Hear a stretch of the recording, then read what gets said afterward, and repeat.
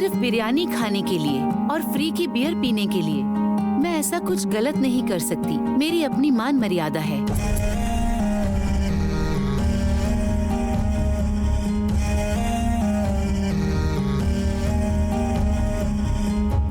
पूरे कर्नाटक में इलेक्शन में हमारे आदमियों को टिकट दो। सीएम हमारा बनना चाहिए। समझ गए ना तुम? हर एक एरिया में जाकर 100-100 करोड़ बांटो। जितना कर सकते हो पैसा खर्च करो, फिर देखना हमारी पार्टी ही जीतेगी। मैडम, कुर्सी संभालना इतना आसान काम नहीं है। अभी पूरा कर्नाटक हमारे विरोधी पार्टी के हाथों में है। जानती हूँ, वो मैंने ही किया है, क्योंकि उन्हें सुख चाहिए था ना।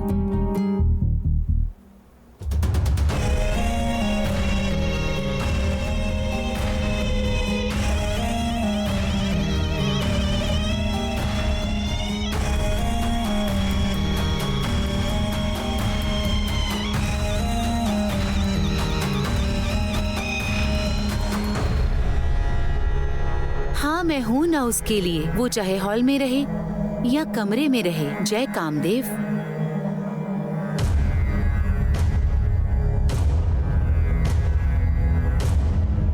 Sex is the biggest religion in this world. इसमें ना कोई गॉड है, ना कोई कास्ट है और ना कोई भेदभाव है। काम वासना से बड़ा कोई धर्म ही नहीं है। उसके सामने ना भगवान है, ना जात है। भेदभाव तो है ही नहीं।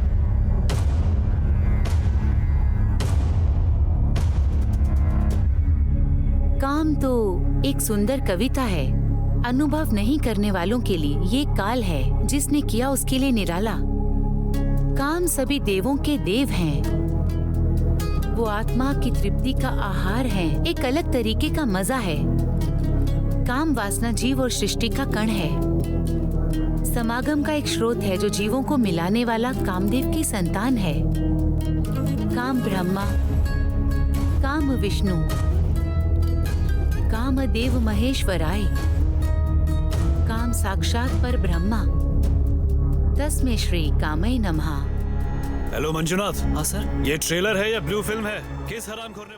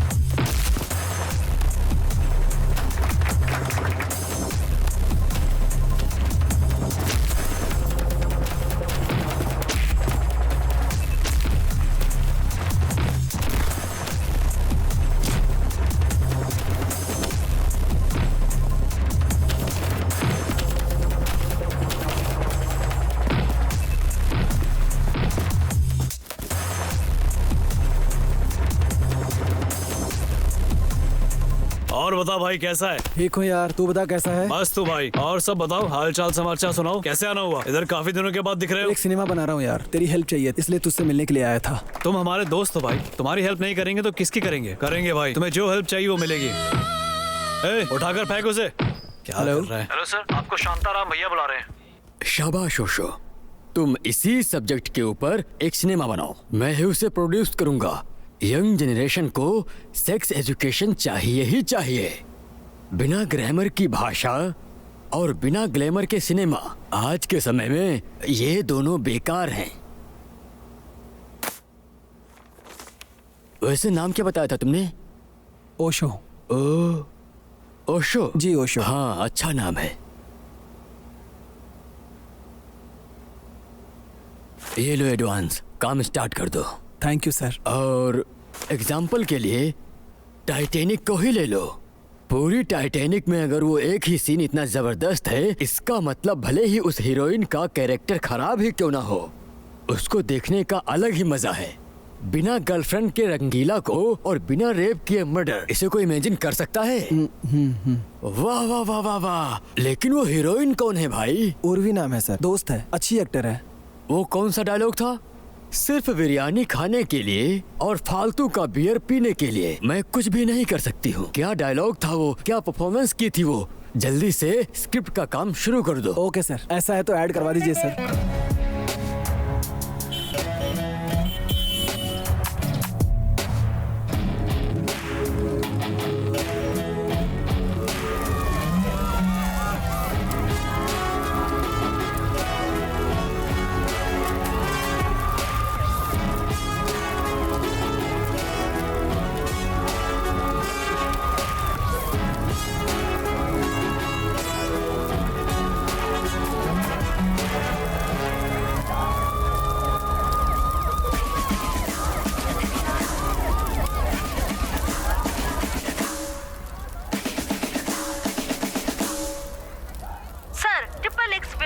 शिवलिंग का पोस्टर है, इसका क्या मतलब है सर? Sir please. सुपर है भाई। इस पब्लिसिटी के लिए हम लोग 2 करोड़ रुपया भी खर्च कर देते तो भी ऐसी नहीं मिलती। मैं किसी भी कारण से इस सिनेमा को रोकना नहीं चाहता। पब्लिसिटी कैसे करानी चाहिए ये कोई तुमसे आकर सीखे। जाकर आओ। All the best. Thank you जय ट्रिपल एक्स केसरा।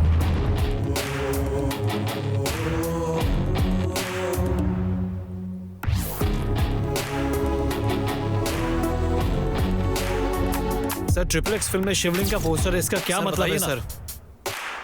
हिंदू धर्म की भावना को ठेस पहुंचाने के लिए क्या मतलब है? हिंदुओं को कई संगठन बेहद उग्र होकर तोड़फोड़ कर रहे हैं। इस्लाम के धर्मावलंबी भी इस प्रदर्शन में बढ़ चढ़कर भाग ले रहे हैं। आपका क्या कहना है सर इसके लिए? जनता सफाई मांग रही है, आपकी मनमानी नहीं चलेगी। हिंदू धर्मावलंबियों का कहना है कि आपने उनके भगवान का अपमान किया है, इस सिनेमा को बैन करने की मांग कर रहे हैं। मैं हिंदू नहीं हूँ। आपका नाम जानकर तो पहली में पढ़ने वाला बच्चा भी बता देगा कि आप धर्मावलंबी हैं। सिर्फ ओशो नाम रख लेने से मैं हिंदू नहीं हो जाता। मेरा नाम ओशो हो, ईशा हो, रॉबर्ट हो, रहीम हो, भारत में रहने वाले सब हिंदू हैं। जिसे हिंदू कहते हैं वो एक संस्कृति है, इसका कोई नाम नहीं था। ये युगों से चलता आ रहा है। मैं एक सनातनी हूँ। मैंने वेद उपनिषद का अध्ययन किया है। भगवान निराकारी है। भगवान का कोई रूप रंग आकार वगैरह कुछ नहीं होता है, समझे आप? इसलिए जो मैंने पोस्टर डिजाइन किया है वो किसी धर्म से नहीं मिलता है, वो सिर्फ मेरी एक इमेजिनेशन है।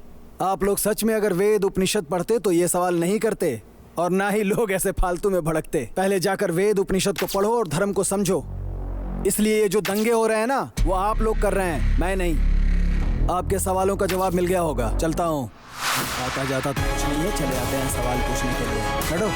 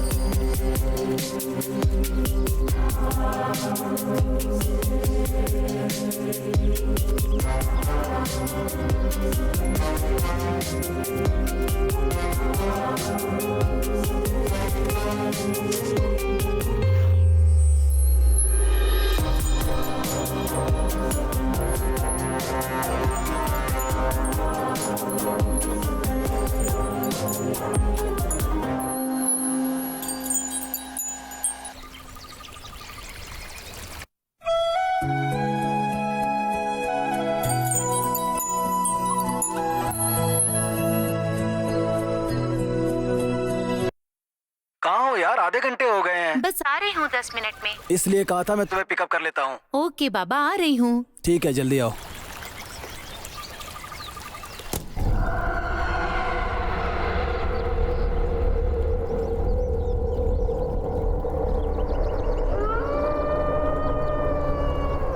ओशो। गुरुजी।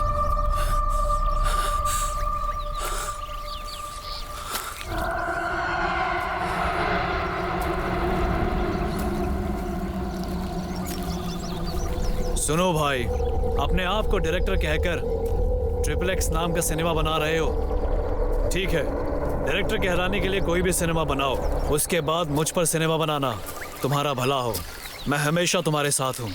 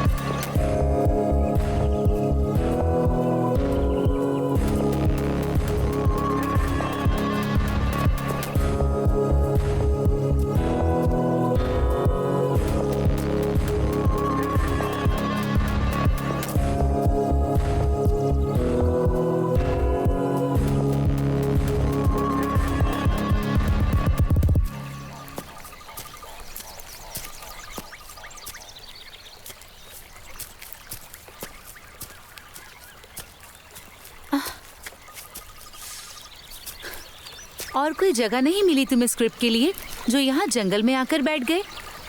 ये बताओ, यहाँ खाने का क्या करेंगे? गेट पर जो गार्ड था ना, उसे पैसे देकर आया हूँ मैं। तुम्हें क्या चाहिए, वेज या नॉन वेज? एनीथिंग।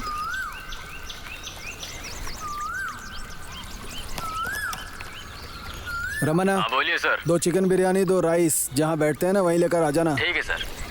अपने लिए भी कुछ ले लेना तुम। ठीक है सर। सुनो, चलो घूम कर आते हैं। अभी तुम्हें आए 5 मिनट नहीं हुआ और तुम्हें भूख लगने लगी। तुमने इतनी जल्दी बुलाया, मैं कुछ खाकर ही नहीं आई। हाँ ठीक है, खाना आते ही टूट पड़ना उस पे। अरे कोई भैंस थोड़ी हूँ मैं। आदमी है तो क्या, भैंस है तो क्या, भूख लगने के बाद सब खाने पर टूट पड़ते हैं। अरे भाई दारू सही तो से। इतनी चल रही है। क्या कर रहा है? सही से भरना उसमें। अरे चल बांट। बढ़िया चिकन अरे बढ़िया खा। पत्ते डालना, परेशान क्यों हो रहा तू? हाँ चल बांट। इनपुट डाल रहा हूँ। अंदर बाहर करते थोड़ा करते समझ मैं परेशान क्यों हो रहा है? चल पीना। हाँ मैं भी पी रहा हूँ। क्या सीन है इसका? ढंग से कभी खेलता नहीं है, जब देखो लड़ने को तैयार रहता है।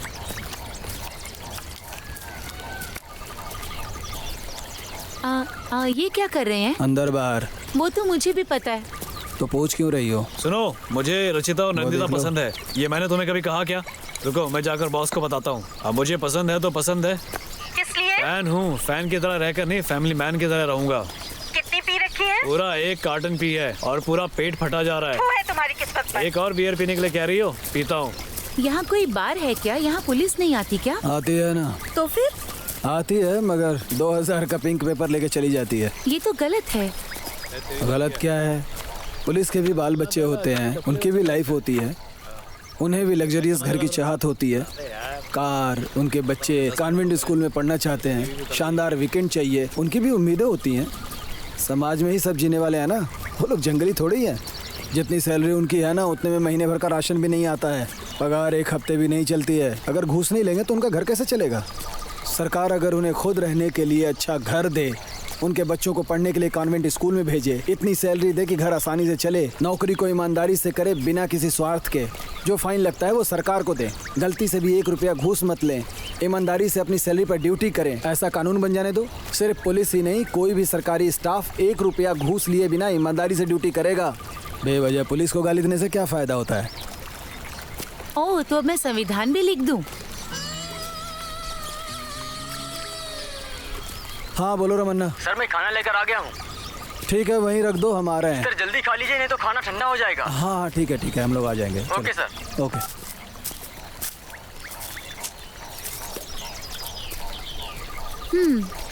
तुम ना कमाल के फिलोसफर हो। ऐसा कुछ नहीं है, जैसी सिचुएशन होती है वैसी बातें करता हूँ।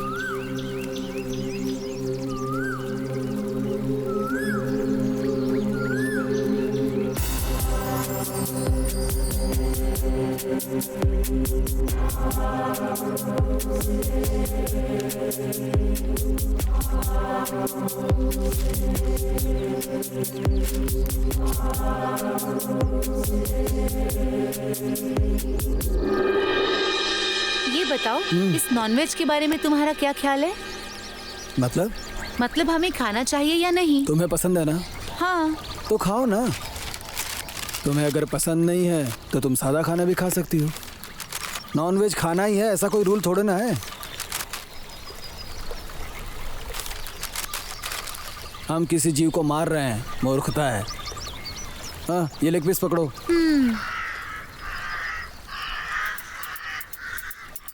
जीव हिंसा महापाप है। हम किसी जीव को हानि नहीं पहुंचाएं। वो क्यों नहीं देखता कि हम जो चावल दाल सब्जी फल फ्रूट खाते हैं उनमें भी तो जीवन होता है, तब तो हमें कुछ नहीं खाना चाहिए। बकरियां मुर्गियां मांसाहारी हैं, तो सब्जियों में भी तो जीवन होता है। बड़ी हत्या हत्या है और छोटी हत्या हत्या नहीं है। हम जो सांस लेते हैं ना, उसमें भी कई कीटाणु अंदर चले जाते हैं, और हम जो सांस खींचते हैं ना, उसी से हम लोग जिंदा रहते हैं। अगर हम सोचेंगे कि सांस नहीं लें, फिर तो हम जिंदा भी नहीं बचेंगे। इस दुनिया में जितने जीव जंतु होते हैं ना, उनका जीवन बहुत छोटा होता है। बिना सांस के कोई जिंदा नहीं रह सकता। एक बात बताता हूँ, सुनो। प्रकृति ने शेर और चीताओं को सामने के दांत तीखे दिए हैं ताकि वो लोग मांस खा सकें। वहीं बकरियां और मुर्गों के दांत एकदम छोटे, ताकि वो सिर्फ घास फूस ही खा सकें। लेकिन मनुष्य के दांत तीखे भी होते हैं और चपटे भी होते हैं। इसका अर्थ ये हुआ कि मनुष्य मांस भी खा सकता है और शाकाहारी भी रह सकता है। भगवान ने ऐसी ही सृष्टि बनाई है, तो इस पर डिस्कशन किस बात का है? भगवान कोई अनपढ़ नहीं है।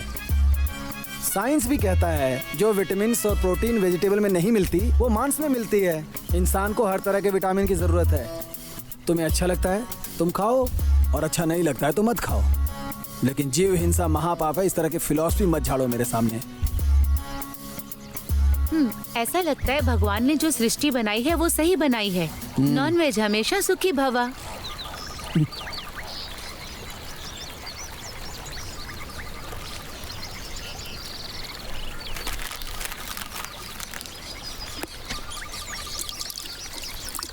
मुझे अब थोड़ी सी नींद आ रही है, क्या मैं यहाँ सो जाऊँ?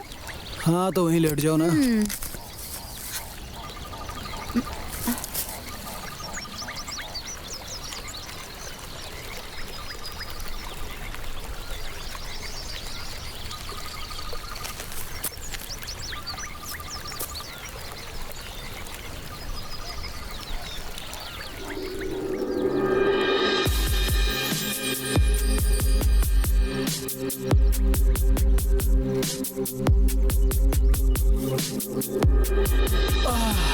ओशो, सूरज गुस्सा होकर लाल हो गया है, उठ जाओ। उठो ना, देखो सूरज गुस्सा होकर लाल हो गया है। अरे तो रहने दो ना, चंद्रमा आके उसे ठंडा कर देगा।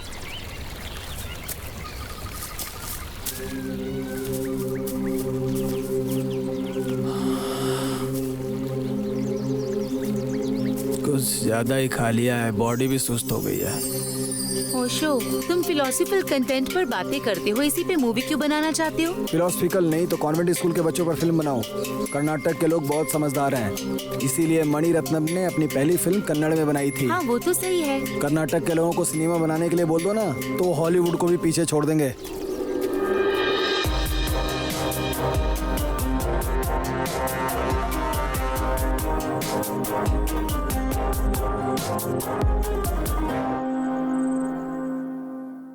हेलो। हेलो। क्या कर रही हो तुम? कुछ नहीं, बस लेटी हूँ। माँ नहीं आई है क्या? उन्हें आने में अभी 1 हफ्ता लगेगा। खाना हो गया तुम्हारा? हाँ, और तुम्हारा? हाँ हो गया। क्या खाया? फ्राइड राइस खाया। और तुमने? दाल चावल। और बताओ? तुम बताओ। तुम ही बताओ ना कुछ। कुछ नहीं यार, तुम ही बताओ। क्या बात है, क्यों ऐसी बातें कर रहे हो? यही तो मैं भी सोच रहा हूँ यार। आजकल लड़के लड़कियां फोन पर घंटों बातें करते हैं, इसी पर रिसर्च कर रहा हूँ। और क्या, ऐसे ही बातें करते करते उनका मूड बन जाता है। अच्छा, मूड में जाते हैं। उसके बाद? उसके बाद क्या? फिर लड़का 21 देने के लिए कहता है। तो 21 दो ना। तुम ही दे दो। कहाँ पर दूं? जहाँ मन करे तुम वहाँ पर दे दो। तुम बताओ कहाँ? माथे पर। और कहाँ? और बस। और कहाँ बोलो ना। नहीं बस। तुम्हारे पेट पर करूं? हाँ करो। और कहाँ? हाँ करो। गाल पर। अब बस। बताओ ना कहाँ करूं? अब नहीं बस। नहीं प्लीज। तो जहाँ करना है वहाँ पर करो। जहाँ मन करे वहाँ कर दूं? फील हुआ?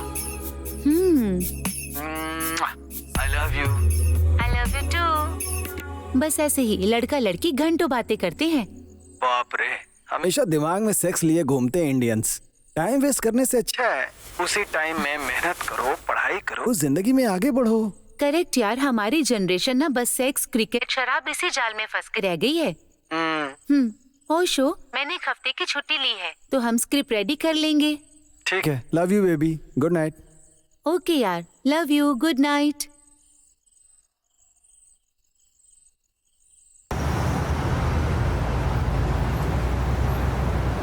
देखोगे? देखोगे? हाँ, देखोगे? हाँ, हाँ, हाँ, देखोगे? हाँ, अगली बार देखोगे? गाड़ी हाँ, रोको जरा। करोगे ऐसी हरकत? हाँ, बताओ, बताओ। हाँ, देखोगे? अरे सर छोड़िए इसे, भला बच्चे को कोई ऐसे मारता है? चलो तुम स्कूल जाओ। क्या हुआ सर, ऐसे क्यों मार रहे और नहीं तो क्या करूं सर, ये रात में सनी लियोन का वीडियो देखता था। सर, सनी लियोनी के बारे में उसे कैसे पता चला? आपने ही सनी लियोनी को देखा होगा और रख दिया होगा। वो गेम खेलने गया और उसने देख लिया होगा। हाँ सर, लेकिन उसे नहीं देखना चाहिए था ना। बच्चे गलती करें तो उसे मारना नहीं चाहिए, उन्हें समझाना चाहिए क्या सही है क्या गलत है। मारने से वो ठीक हो जाएगा क्या? उसने इसे देखा, इसका मुझे कोई दुख नहीं है सर। ये सब हमारे जमाने में क्यों नहीं था, इस बात का दुख है मुझे। उन्हें इस बात की चिंता नहीं थी कि उनके बेटे ने ब्लू फिल्म देखी, चिंता ये थी कि उनके जमाने में ये क्यों नहीं था। हाँ ओशो, ये डिस्कशन खत्म होने के बाद ना कल से डांस क्लास ज्वाइन कर लो। किस लिए? अब किसी को हीरो बनने के लिए 6 फुट 5 इंच की उसकी हाइट हो या फिर उसका सीना चौड़ा हो, ऐसा होना तो जरूरी नहीं है। आप गोल मटोल नारियल की शक्ल वाले भी हीरो बन सकते हैं। और उन सबसे बढ़िया अपने आप को देखो तुम हो ना।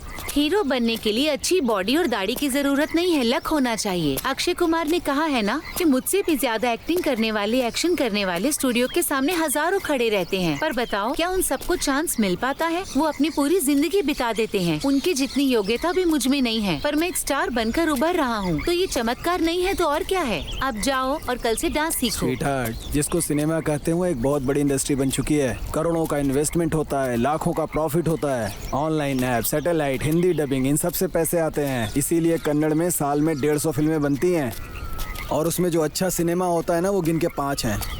वो भी अगर आपकी किस्मत अच्छी हुई तो, वो भी स्टारडम के नाम पर। अच्छी स्क्रिप्ट तो मिलती ही नहीं है आजकल, ऐसे ही नए नए लड़के हीरो बन के आते हैं। कन्नड़ इंडस्ट्री का बहुत बुरा हाल है। तुम्हारे पास जो कंटेंट है ना, अगर किसी अच्छे हीरो को लेकर मूवी बनाओगे तो क्या प्रॉब्लम है?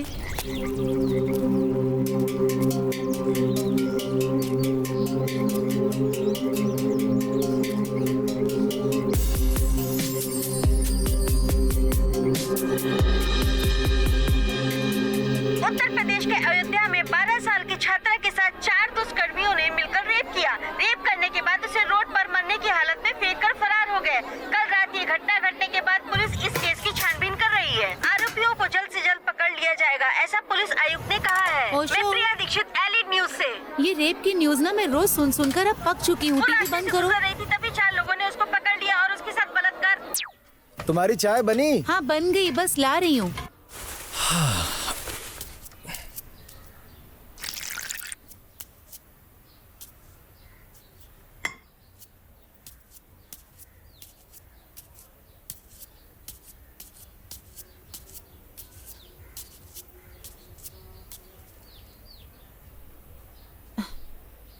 ओशो, इन रेपिस्ट के बारे में तुम्हारा क्या कहना है? कहना क्या है, जिसने किया उसका मजा, दूसरे के लिए सजा। यही तो होता है ना हमारे इंडिया में। इस तरह रेप करने वाले हरामखोरों को ना बीच चौराहे पर फांसी देनी चाहिए और टीवी में लाइव भी दिखाना चाहिए। 10 लोगों के साथ ऐसा कर दो, किसी हरामखोर की हिम्मत नहीं होगी दोबारा इस तरह रेप करने की। नॉनसेंस। कानून का मजाक बना रखा है। संविधान से डर लगने लगे, ऐसा कानून होना चाहिए। एक्चुअली इन धर्म ग्रंथों में लिखा है, अगर कोई पाप करता है तो उसे नर्क मिलता है और इतने बुरे कर्मों का बहुत बुरा फल मिलता है। डर ही सबका इलाज है। अब मुझे ही ले लो। इन ग्रंथों को पढ़कर उन्हें डीपली समझा और तब जाकर मुझे समझ में आया कि ये सिगरेट, दारू, काम वासना से दूर रहना चाहिए। जिसने ये किताबें पढ़ ली ना, उसे भारत के संविधान से डर भले ही न लगे, लेकिन ये रेप, चोरी, भ्रष्टाचार, इनसे दूर रहेगा वो। हाँ सही कह रहे हो, मुझे भी यही लगता है। ओशो, इस डिस्कशन से मैं बोर हो गई। चलो ना लॉन्ग ड्राइव पे चलें। हाँ चलो ना। कहाँ जाना है? इंडिया में एक बहुत ही प्यारी जगह है, चलो दिखाती हूँ। चलें?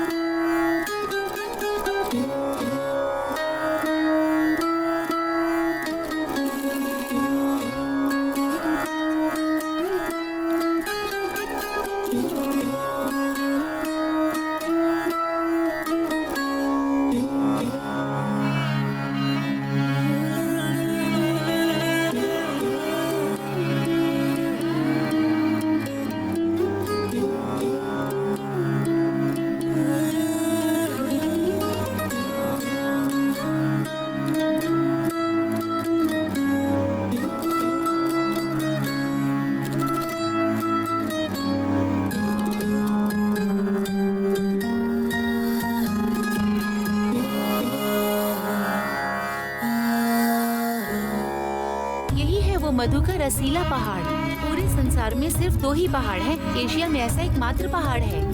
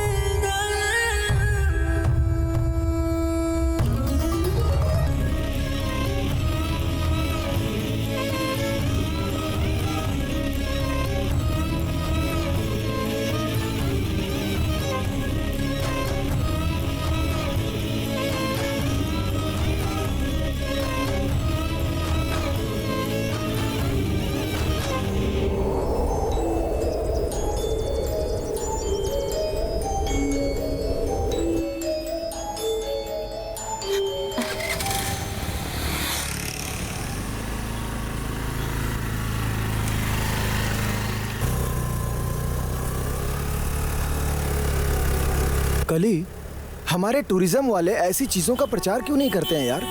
ऐसी अद्भुत जगह को तो पूरे इंडिया को देखना चाहिए, पूरी दुनिया को इसके बारे में बताना चाहिए। ये गे, लेस्बियन के बारे में जितना बताते हैं ना, उतना प्रचार इनका करे तो क्या कमाल हो जाए यार। तुम इसके बारे में क्या कहती हो? हाँ ओशो, लड़की लड़की के साथ, लड़का लड़के के साथ प्रकृति के विपरीत जाकर ये सब करते हैं, ये तो गलत है। लड़के और लड़की का मिलन होना चाहिए, उनके बच्चे भी होने चाहिए और उनकी शादी भी होनी चाहिए। यही प्रकृति का नियम है। अगर हम इसके खिलाफ जाएंगे तो हमारा उद्धार कैसे होगा? सोचो तो, सभी सन्यासी लेस्बियन और गे हो जाए तो धर्म तो पूरी तरह से खत्म हो जाएगा। ओशो के साथ बातें करते करते काफी टाइम लग गया, मैं लेट हो गई। अब डांट पड़ेगी, ऊपर से ट्रैफिक कितना है। छह। हाँ यार, इसीलिए हमें 1 दर्जन बच्चे पैदा करने चाहिए। कली अति सर्वत्र वर्जते। पर अगर ये सब हम सिनेमा में डायरेक्ट दिखाएंगे तो बैन नहीं होगा? क्यों बैन होगा? कॉन्डोम, लिपस्टिक सभी हाथ में लेकर घूमते हैं, तब तो बैन नहीं होता है। रियलिटी शो में लड़कियों के छोटे छोटे कपड़े और गंदी बातें, ये सब तो कभी बैन नहीं हुआ।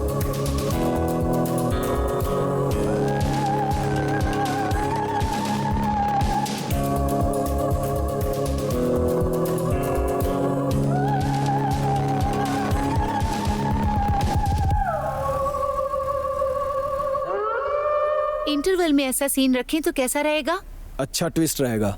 ये भूत, प्रेत, आत्मा, शैतान जिन्हें कहते हैं, कितने लोग इन बातों पर दिल से विश्वास करते हैं? इन सबसे इंसान का दिमाग खराब होता है। लोग एक दूसरे से ईर्ष्या करते हैं, मंदिर में जाकर बहुत सारी मन्नतें मांगते हैं। वो मुझसे आगे बढ़ गया, वो बहुत अमीर हो गया, उसे मर जाना चाहिए, मुझे उससे बड़ा स्टार बनना है, मुझे राज करना है, मुझे डॉक्टर और इंजीनियर बनना है। ऐसे ही एक दूसरे से जलकर ये अपने अंदर हीन भावना पैदा करते हैं। अगर इंसान सभी इंसान को साथ लेकर चले ना, तब जाके सब अच्छा होगा। आहा, तुम सिनेमा का काम छोड़कर एक मठ बना लेते, उसमें डेली प्रवचन देते, ये तुम्हारे लिए बहुत ही अच्छा होता। प्रवचन देने वाले सभी लोग बाबा बन जाते ना, तो कोई घर बचता ही नहीं इस दुनिया में। हर जगह मठ नजर आते। वाह वाह वाह वाह, क्या बात है। चलो चलते हैं।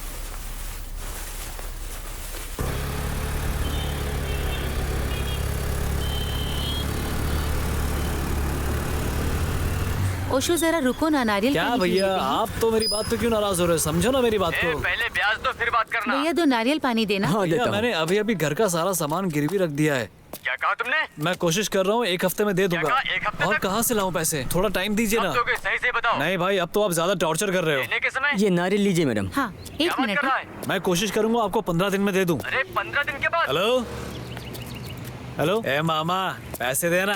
ए जाना यहाँ से, मैं वैसी टेंशन में, पैसे नहीं है। अपना पैसा अपने पास ही रख, पानी बहुत पता नहीं कहाँ मीठा से आ है, जाते तुम हैं। एक और ले लो। ए हैंडसम, देना। हेलो कृष्णा, कहाँ हो रे? हाँ, क्या हुआ जीजा जी? ये लीजिए। मैं तो यही हूँ। अरे यार, तुम्हारे पैसे के लिए वो मेरी जान खा रहा है यार। अरे मैं दे दूंगा, जरा इधर अभी मेरे घूमो। पास है नहीं। भगवान तुम दोनों का भला करे। परेशान मत हो, मैं दे ठीक है, दूंगा। फोन रखो, तुम्हें बोलने से कोई फायदा नहीं है। 1 मिनट रुको। लोग कहते हैं कि तुम्हारे आशीर्वाद देने से भला होता है। क्यों कहते हैं पता है? नहीं पता।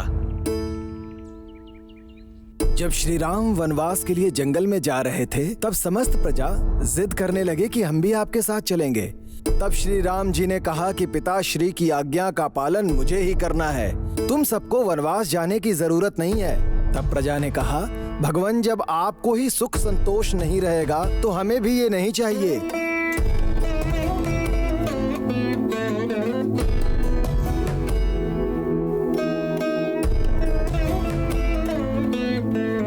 बहुत समझाने के बाद भी जब प्रजा नहीं समझी, तब श्री राम जी ने एक आज्ञा दिया कि यहाँ पर जितने भी पुरुष, स्त्री, बूढ़े और बच्चे हैं, वो सब अपने अपने निवास स्थान चले गए। पूरी प्रजा अपने में ही एक दूसरे से बातें करने लगी। सबके चेहरे पे दुख दर्द दिखने लगा। तभी एक बूढ़ा इंसान हाथ जोड़कर बोला, जो शिव जी चाहेंगे वही होगा। प्रभु, आप वनवास होकर आइए, हम लोग चले जाते हैं। प्रभु की आज्ञा का जनता कभी उल्लंघन नहीं कर सकती है। और सभी अपने घर चले आए।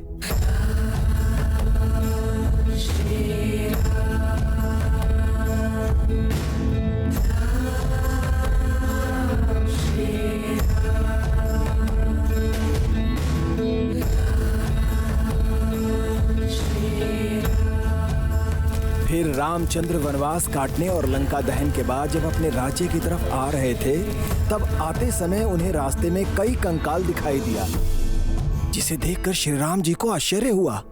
तभी छोटी छोटी झोपड़ियों से कई छक्के राम जी की तरफ श्री राम कहते हुए आकर भगवान के चरणों में गिर गए। उन छक्कों से जब श्री राम जी ने पूछा, ये सब कंकाल किसके हैं? तो छक्के लोगों ने कहा, प्रभु, जब आप वनवास के लिए जा रहे थे तब आपने एक आज्ञा दी थी कि यहाँ जो भी पुरुष, स्त्री, बूढ़े, बच्चे हैं वो सभी अपने घर लौट जाएं। तब उनमें से हमारी जाति वाले भी कुछ लोग थे। तब आपकी आज्ञा हम पर लागू नहीं हुई। आपके जाने के बाद हमारे पूर्वज आपके वापस लौटने के इंतजार में यहीं पर वास कर लिए।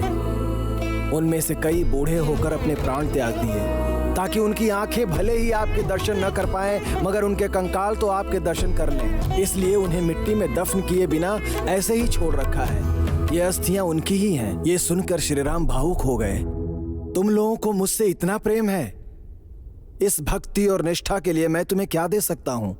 तब उन्होंने कहा, इस युग से लेकर अगले युग तक तुम्हारे मुंह से जिसको भी आशीर्वाद मिलेगा वो आशीर्वाद उसके लिए स्वतः श्री राम का आशीर्वाद होगा।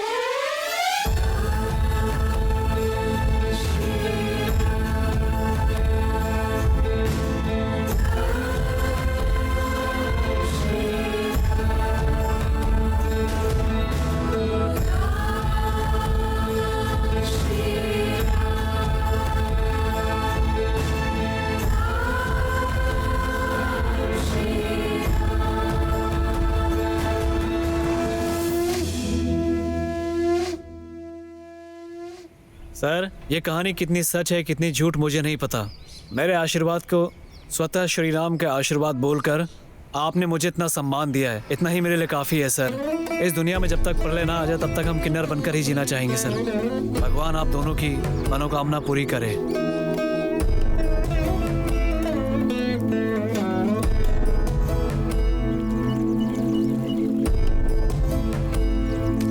तुमने देखा था कल उस किन्नर के चेहरे पर कितनी खुशी थी ना? कली, हर जीव को उसके कद के अनुसार अगर उसे इज्जत मिले ना तो वो इस जमीन पर स्वर्ग की तरह जिएगा।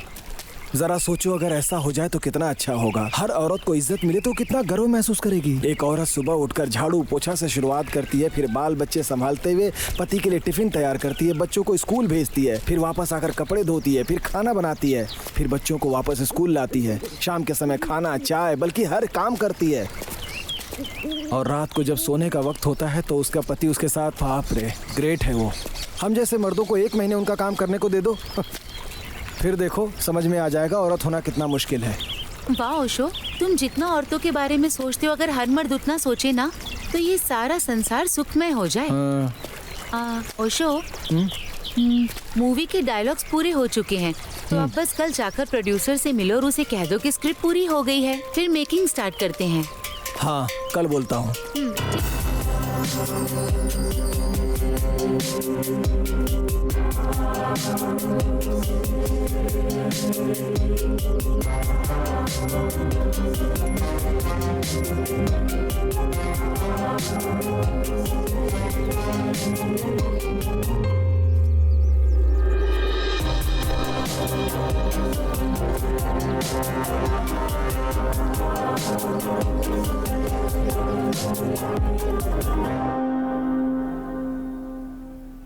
हाँ, बोलो भाई। सर, स्क्रिप्ट पूरी हो गई है, आप शूटिंग कर सकते हैं। स्क्रिप्ट कैसी है? जबरदस्त है ना? हाँ सर, बहुत अच्छी है। एक काम करो, उस ट्रेलर में जो एक्ट की है उस हीरोइन का नाम क्या है? उर्वी सर। हाँ, उसी लड़की को फिक्स कर लो। ठीक है सर। उसका परफॉर्मेंस बहुत अच्छा है। दूसरी लड़की ढूंढने में टाइम वेस्ट मत करो, उसे जाकर बुला लो, एग्रीमेंट बना लेते। ठीक है सर।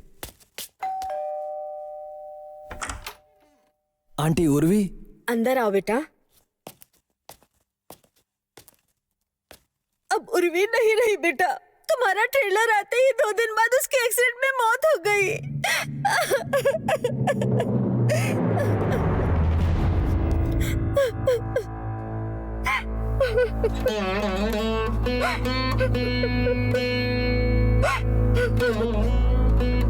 ओशो, तुम टेंशन मत लो, देखना तुम एक दिन बहुत बड़े डायरेक्टर बनोगे। अगर तुम हार गए तो भगवान हार जाएगा, तो भगवान हार जाएगा, तो भगवान हार जाएगा। फिर मैं इतने दिनों से किसके साथ डिस्कशन कर रहा था? उर्वी की आत्मा के साथ। ओशो, अब इस परेशानी के बारे में क्या कहना है तुम्हारा?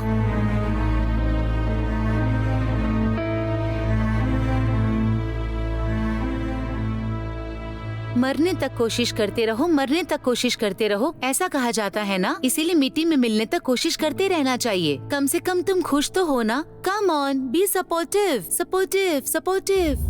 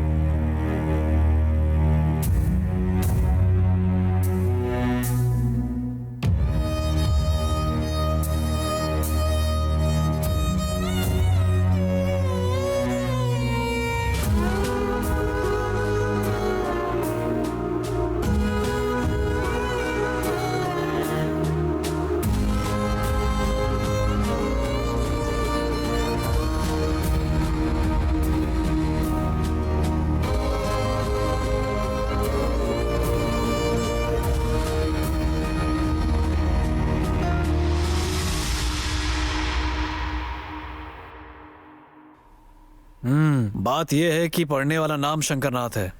पूरे देश का उद्धार होगा, इस टाइप का सिनेमा है। देखो भाई, अगर तुम शंकर भाई को यहीं मरने के लिए कह दोगे तो मैं यहीं मर जाऊंगा। शंकर भाई का ऑटो राजा फिल्म से इंस्पायर होकर मैंने ऑटो चलाया और आज देखो मैं प्रोड्यूसर बन गया हूँ। ऐसे सिनेमा से इस देश का कोई उद्धार नहीं होगा। मेरा अच्छे से उद्धार हो जाए ऐसी कहानी लेकर आओ, तब जाकर फिल्म बनाएंगे। भैया आपका फोन आया है। हेलो। हाँ, उस डेट का क्या हुआ जी? हाँ, उसे रेडी करके जल्दी से बताइए। हाँ ठीक है, मैं देख कर बताता हूँ तुम्हें। ठीक है, अब जाइए। ठीक है सर। हीरो का डेट ले लो, मैं ही सिनेमा बनाऊंगा। हाँ रुको भाई, आ रहा हूँ मैं भी। ये सभी हीरोइनें ऐसी ही होती हैं।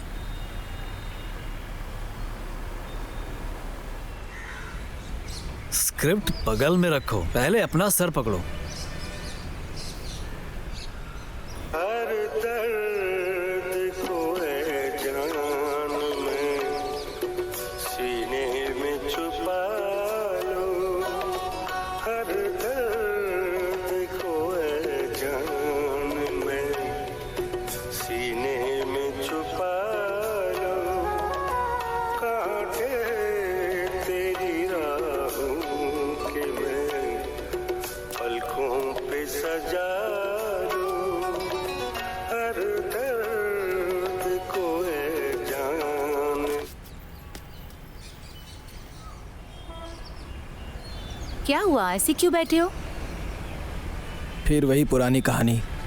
कंटेंट बढ़िया रखो, फाइटिंग सीन रखो, सेक्स को कोई महत्व नहीं देगा, बाबा लोग नाराज हो जाएंगे, रोमांटिक फिल्म बनाओ। सारे प्रोड्यूसर तो यही सब कह रहे हैं। उन्हें सूट बूट पहनकर आने वाला डायरेक्टर चाहिए, भले ही वो सूट बूट पहनकर झाड़ू लगाता हो। थू। ओशो, दुखी मत हो तुम। देखना, एक दिन तुम एक बहुत ही बड़े डायरेक्टर बनोगे। अगर तुम हार गए तो भगवान हार जाएगा। तो ज्यादा मत सोचो, कोशिश करते रहो।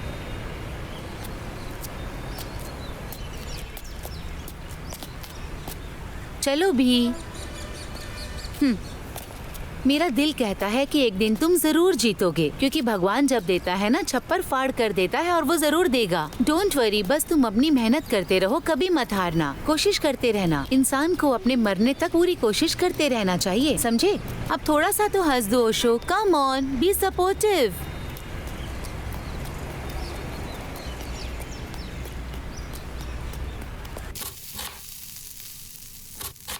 और कितने दिन, उस पर कितने दिन भरोसा कर कर रहोगी? पता नहीं वो कब डायरेक्टर बनेगा। तुम शादी कब करोगी? तुम्हारी उम्र की लड़कियों की शादी होकर 2-2 बच्चे हो गए हैं और उन्होंने अपना परिवार बसा लिया। पापा के गुजर जाने के बाद 10 एकड़ कॉफी की जो खेती है उसको संभालने के बजाय तुम सॉफ्ट इंजीनियर बनने के सपना देख रही थी ना? सुन रही हो कि नहीं तुम? हाँ माँ, मैं सुन रही हूँ। तो फिर तुम्हारी सांसें क्यों थम गई हैं? सुनो माँ, आपकी जनरेशन में कोई प्रॉब्लम है क्या? पहले आपको अपने बच्चों की चिंता होती है, पर जब वो बच्चा कुछ अच्छा करता है आप रास्ते में आ जाते हैं। ओशो एक दिन एक बड़ा डायरेक्टर जरूर बनेगा। बनेगा। अगर बड़ा डायरेक्टर नहीं भी बन सका तो क्या हो गया? अपनी जिंदगी को चलाने के लिए तो वो मेहनत कर रहा है। वो मेरे साथ रहे, मेरे लिए इतना काफी है। मैं इसी में खुश हूँ। माँ, क्या मैं आपसे एक बात कहूँ? अगर हम खुश होकर एक झोपड़ी में रहे ना तो वो हमारे लिए ताजमहल है, और अगर ताजमहल होने के बाद भी हम खुश नहीं तो क्या फायदा? आप चिंता ना करो, मैं उसके साथ बहुत खुश हूँ माँ। आजकल के बच्चे ऐसे ही होते हैं, कुछ भी कहो तो सुनते ही नहीं हैं। क्या हो गया, मुंह क्यों लटका है? हाँ, फिर से वही टॉपिक यार। मेरी माँ बस यही कहती रहती है कि शादी कर लो, कब तक उसका वेट करोगी? ठीक ही तो बोल रही है वो, कब तक मेरी राह देखोगी तुम? ओशो, क्या तुम्हें पता है कि आजकल के लड़के लड़कियों की ना यही प्रॉब्लम है। एक लड़का किसी लड़की को देखकर उससे प्यार करता है, और अगर आगे चलकर उस लड़की का एक्सीडेंट में पैर टूट जाता है तो क्या रिश्ता खत्म हो जाएगा? तुम ही बताओ। कुछ तो एसिड डालकर लड़की का चेहरा तक जला देते हैं। पर तुम्हें पता है मैं क्या सोचती हूँ? जो एंड तक साथ निभाए ना, वही सच्चा प्यार होता है। और ये मेरा मानना है। लड़की किसी को पसंद करे, चाहे वो बिजनेसमैन हो या भिखारी हो या वो कोई काम ना करता हो, लड़की एक बार अपने मन में उसका साथ देने का सोच लेती है, और यही उसका सच्चा प्यार होता है। ओशो, अगर तुम डायरेक्टर नहीं बन पाए तो भी कोई बात नहीं, पर मेरे पति बनोगे। मैं जानती हूँ एक दिन सब कुछ अच्छा होगा। तो प्लीज दोबारा मुझसे इस तरह की बात ना करना। Super dialogue. सभी लड़कियां अगर तुम्हारी तरह सोचने लग जाएं तो पूरे जगत का कल्याण हो जाए। लड़कियां लड़के को गले लगाकर कहें कि तुम ऐसे हो, तुम वैसे हो, तुम बड़े मुकाम तक पहुंचोगे, तुम्हारे साथ हूं मैं, हर वक्त वो उसे हिम्मत दे, फिर तो लड़के जो चाहे वो हासिल कर लें। एक औरत की शक्ति ऐसी ही होती है। एक औरत अगर ठान ले तो पूरी दुनिया बदल सकती है। उसे कृष्ण और यीशु की ज़रूरत नहीं होती है।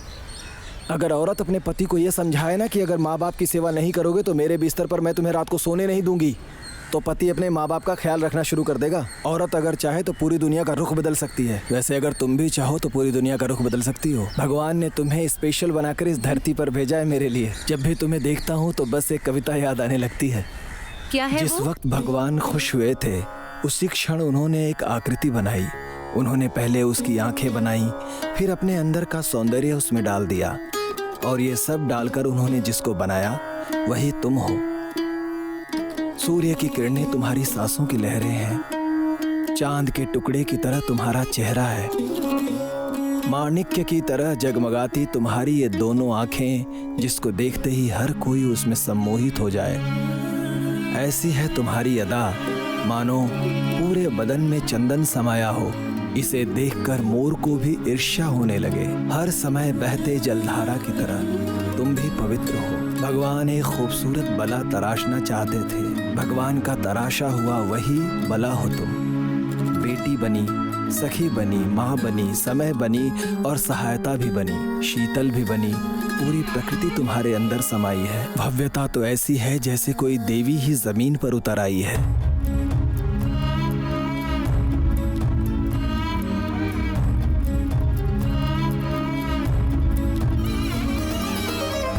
मैं तुम्हारा दर्शन पाकर धन्य हो गया हूँ। जन्म लेकर इस धरती पर आई हो, शायद मैंने कोई पुण्य किया था,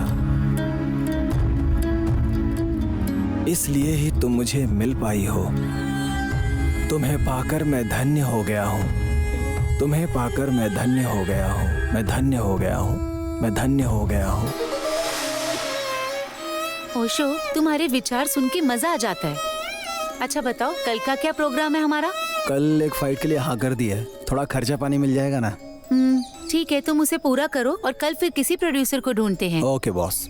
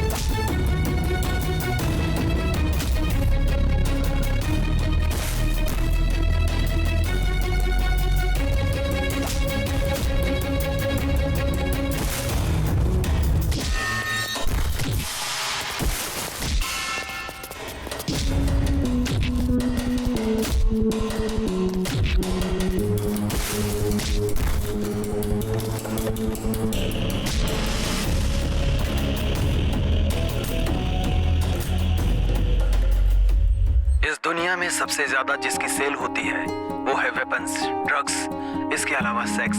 इसमें पकड़े जाने का किसी को डर नहीं होता और सेक्स करना किसी जीव से छूटा भी नहीं है। काम ही कैलाश है। इंसानों के जन्म के साथ ही इसका इतिहास शुरू हो जाता है। इस काम वासना में पहले जिसकी बलि चढ़ी वो थे आदम हव्वा। काम वासना में लोग अंधे हो जाते हैं। इसका अपवाद भी है, ये अंधेरे में करने वाला काम है। सेक्स का नाम सुन लेना ही बहुत है। रात हो या दिन, लोग सेक्स में मगन होने के लिए तैयार रहते हैं। सेक्स का मूल भाव है औरत। यहाँ पर औरतों के लिए ही रामायण महाभारत हुई है। एक देश का दूसरे देश से जो लड़ाई हुई है वो औरतों के लिए ही हुई है। यहाँ पर माँ, भाई, बहन, घर, परिवार, ये सभी संबंध पीछे छूट जाते हैं। लोग अपनी सेक्स इच्छाएं पूरी करने के लिए कुछ भी करते हैं। रोज कोई न कोई उपाय ढूंढते हैं और अनैतिक संबंध भी बना लेते हैं। सेक्स से होने वाली हानियों के बारे में नहीं सोचते। जड़ी बूटी, एजेरा, वाइग्रा, स्प्रे, ड्राई फ्रूट खाकर घंटों भर दिन रात या दोपहर हर वक्त लोग काम वासना में डूबे रहते हैं। कदम कदम पर लोग लेस्बियन होकर लड़कियां लड़कियों से भोग कर रही हैं। वैसे ही एक आदमी भी बड़ी नीचता पर उतर आया। अपने स्वार्थ के लिए अपनी बीवियों को दूसरों के साथ और दूसरों की बीवियों को अपने के साथ अदला बदली करके सुख प्राप्त करता है। जंतुओं के साथ भी संबंध बनाना शुरू कर दिया है। काम सुख पाने के लिए घर, जमीन, जायदाद सब बेच देता है और अपना सब कुछ गंवाकर रोड पर आ जाता है। पैसे का हिसाब किताब किए बिना ही पानी की तरह बहा देता है। इतना सब करके भी अपनी काम इच्छाओं की भूख को मिटा नहीं सकता। हो सकता है शायद कहीं आसमान की ओर छोर हो, मगर काम वासना का कोई और छोर नहीं है। वो कभी न मिटने वाली भूख है। वो एक ऐसा मोह है जिसमें डूब जाने के लिए मन विचलित रहता है। यत्र नारी तत्र यस्तु प्रेम अन्ते रमन्ते तत्र कामात्र। आखिर हम ऐसे कंटेंट पर सिनेमा कैसे बनाएंगे? सुनो, लोगों को क्या चाहिए ये सोचकर एक ट्रेलर और एक सॉन्ग शूट करो। इतना पैसा तो हमारे पास है, उसके बाद एक प्रोड्यूसर ढूंढेंगे हम। ऐसा है तो हम कल से ही रिहर्सल करना शुरू करते हैं। इस दुनिया में दूसरों का हक मारकर जीने वाले और बिना इच्छा के बच्चे पैदा करने वाले बहुत लोग मिल जाएंगे जो अपना मन मारकर अपनी मर्यादा में जीते हैं। वो पहली रात में ही भोग के भंगी बन जाते हैं। वैसे ही जो अपने मन रूपी मंदिर से काम वासना के गुलाम बन जाते हैं, वो अंधेरे से सुबह के उजाले में आने की बजाय उसी अंधकार के समाज में जीते हैं और वहीं उनकी मौत हो जाती है। क्या मैं इसी जीवन के लिए पैदा हुआ हूँ? भोग के लिए, रोग के लिए, धर्म के लिए, या मरने और जीने के लिए? Got it. अरे यार, ऐसे वर्कआउट नहीं होगा यार। ऐसे वर्कआउट नहीं होगा। चलो कमर्शियल लाइन बोलो तो जरा। सिर्फ बिरयानी खाने के लिए और फ्री की बियर पीने के लिए मैं कुछ भी बुरा काम नहीं करूंगी, क्योंकि मेरी इज्जत और मान मर्यादा है। मैं जो करूंगी वो अच्छा करूंगी। देखा तुमने, इसे कहते हैं एक्टिंग करना। सच में एक्टिंग ही कर रही हो, कुछ मैच नहीं हो रहा है तुम्हारे डायलॉग से। पहले ट्रेलर शूट कर लो, उसके बाद हीरोइन के बारे में सोचेंगे। ओके। फोन बज रहा है, जरा देखो तो।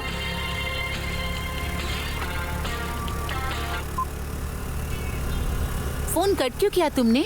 अरे यार, ये कॉमेडी डायरेक्टर है, साहित्य के बारे में कुछ नहीं पता और डिस्कस करने के लिए बुला रहा है। जैसे मिस्त्री ईंट पर ईंट रखकर दीवार बनाता है ना, वैसे ही हमारे कुछ डायरेक्टर हैं जो शॉर्ट जोड़कर सोचते हैं सिनेमा बना दिया है। इनमें और लेबर का काम करने वाले में कोई फ़र्क नहीं है। कहीं से रीमेक राइट लाते हैं, नहीं तो कोई घिसी पिटी कहानी लेकर सिनेमा बनाते हैं। जैसे पढ़ाई करके engineer, doctor, lecturer, peon, driver बनते हैं ना, उसी तरह ये लोग काम सीखकर डायरेक्टर बन जाते हैं। डायरेक्टर बनना कोई मजाक है क्या? डायरेक्टर एक बहुत बड़ी जिम्मेदारी का काम है। सिनेमा समाज को सुधारता है। सिनेमा का मतलब सिर्फ इंटरटेनमेंट नहीं होता है। जिंदगी में ना भगवान डायरेक्टर है और क्रिएशन एक्टर, लेकिन सिनेमा में डायरेक्टर भगवान है और सब उसकी क्रिएटिविटी। और नहीं तो क्या यार, सिनेमा का तो मतलब ही यही होता है, एंटरटेनमेंट और एक्साइटमेंट। सिनेमा भी ना एक अद्भुत ही दुनिया है यार। उसकी ताकत, उसकी शोहरत। अरे यार, शोहरत नहीं होता है, शोहरत होता है। वाह रे वाह।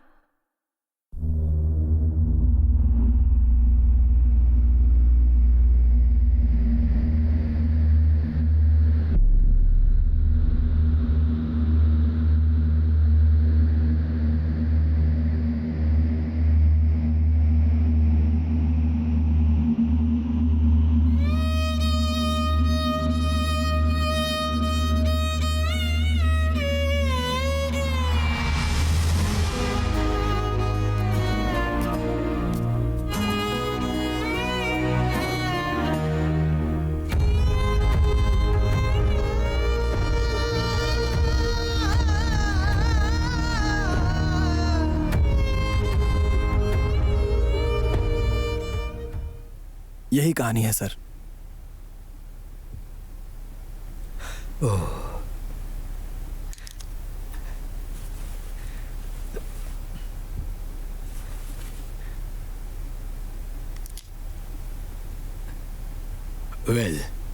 स्क्रिप्ट तुमने बहुत ही अच्छी बनाई है। शूटिंग कब से चालू करना चाहते हो? नेक्स्ट वीक से कर सकता हूँ सर। स्टार्ट करो, go ahead. Okay sir, all the best. Thank you. Hello Osho, एक काम करो, हमारे कानूनी सलाहकार आए हुए हैं। जो कहना चाहते हो एक्सप्लेन कर दो, उसके बाद ही कोई प्लान बनाएंगे। सर, हमारे देश में अगर 100% वोटिंग करानी है ना, तो जो वोट नहीं डालता उन्हें सरकार से कोई भी सहूलियत नहीं दी जाए। इस तरह का एक कानून बनाने की बहुत सख्त जरूरत है सर। आधार कार्ड के फिंगरप्रिंट से हमें पता चल जाएगा कि किसने वोट नहीं दिया है। ऐसे लोगों का गैस, पासपोर्ट, वीजा सब जब्त कर देना चाहिए सर। उन्हें कोई सरकारी लाभ नहीं मिलना चाहिए। ऐसा एक कानून बनाना चाहिए हमारे देश में। अगर ऐसा कानून बन गया ना सर, तो भले ही वो अमेरिका में क्यों न रहता हो, यहाँ आकर वोट देकर जाएगा। वोटिंग के दिन बैंक में जाकर एसी की हवा खाने वाला भी ना अपना काम कैंसिल करके वोट देगा। हॉस्पिटल में एडमिट कोमा के पेशेंट भी एक फिंगरप्रिंट से वोट दे सकता है। ऐसा सिस्टम होना चाहिए। एक ऑनलाइन वोटिंग की व्यवस्था करनी चाहिए सर। अगर ये सारा काम हम कर सके तो हमारे देश में 100% वोटिंग होगी सर। अगर अम्बेडकर इस वक्त जिंदा होते तो तुम्हें सुनकर बहुत खुश होते। हाँ ठीक है, इसके बारे में हम पार्लियामेंट में आवाज उठाएंगे। Thank you sir.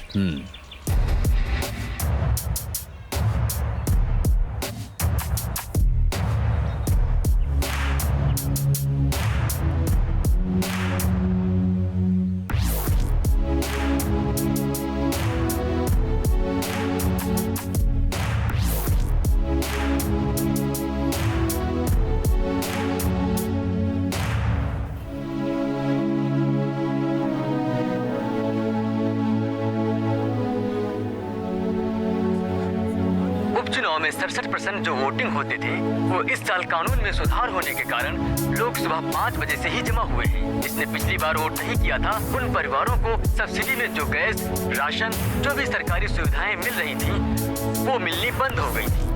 अब कोई भले ही अमेरिका में काम क्यों ना करता हो, वो वीजा और पासपोर्ट जब्त होने के डर से कई स्टूडेंट्स और प्रोफेशनल अपना काम छोड़कर इस बार की वोटिंग में हिस्सा लेने के लिए आए हुए हैं। और पिछली बार जिसने वोट नहीं किया था, उस फखरुद्दीन खान के परिवार को जमीन का रजिस्ट्रेशन कराने के साथ और मूल रूप से जो पानी बिजली मिलनी चाहिए, ये सब भी सरकार ने देने से मना कर दिया है। इस बार की सरकार के इतने कड़क नियम से डरकर फखरुद्दीन खान की पत्नी फयाजुल निशा और उनके बच्चे बूढ़े आज सुबह 7 बजे से ही मत देने के लिए लाइन में खड़े। ओशो, तुम्हें पता है भारत के इतिहास में फर्स्ट टाइम 100% वोटिंग हुई है। इस तरह का कानून बनने लगा ना, तो हमारे देश में हर वक्त नया नया कुछ होगा।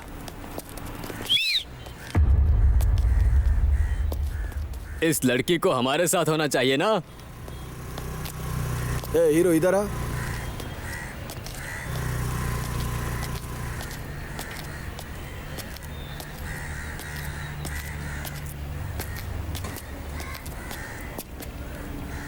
क्या बोला? इस लड़की को हमारे साथ होना चाहिए ना।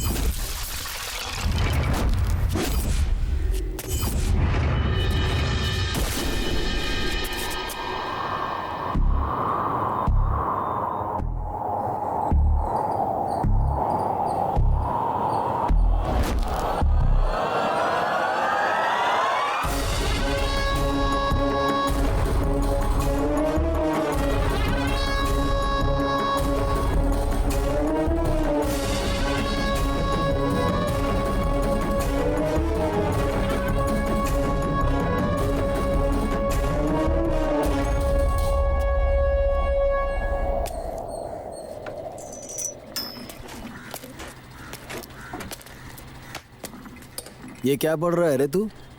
सर, शंकरनाथ के बारे में पढ़ रहा हूँ। ये तो बहुत ही कमाल की स्क्रिप्ट है सर। देख भाई, कई लोगों की रुचि इसमें नहीं है। इसी दिलचस्पी से XXX स्क्रिप्ट पढ़ो। हाँ पढ़िए सर। कैसी लगी? काम के बारे में संवेदनाओं को समझाना।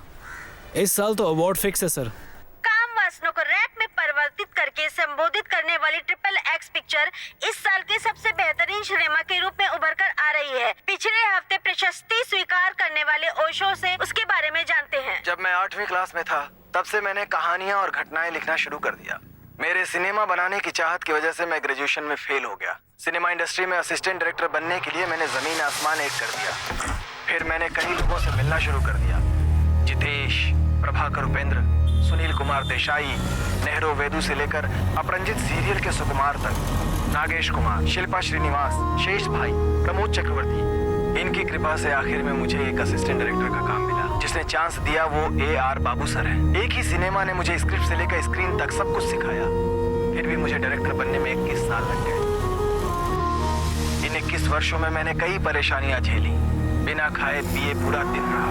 अब्बास से लेकर सज्जन साहब तक मैं पैदल ही चलता था। जेब में पैसे नहीं होते थे, पेट में खाना नहीं होता था और सपने थे ऑस्कर अवार्ड के।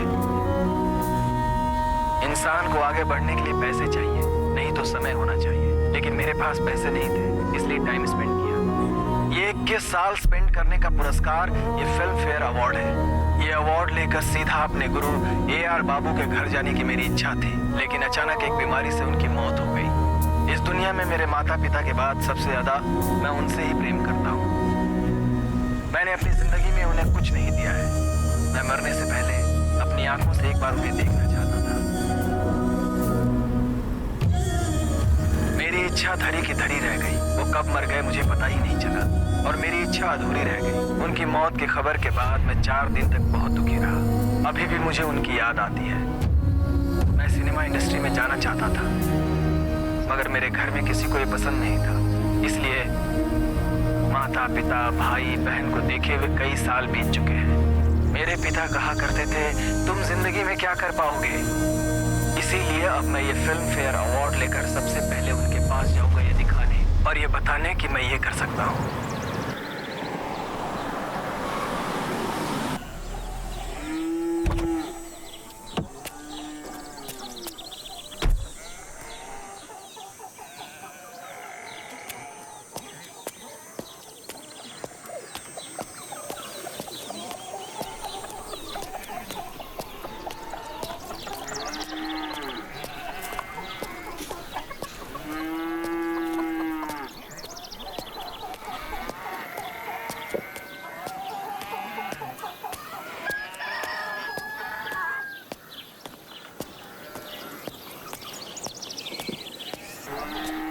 अरे रंगा, मेरे माँ बाप कहाँ गए हैं? घर में ताला क्यों लगा हुआ है? अरे तेरे माँ बाप को मरे हुए कई दिन हो चुके हैं। ना तुम्हारा एड्रेस था ना फोन नंबर। अब आए हो हालचाल जानने के लिए।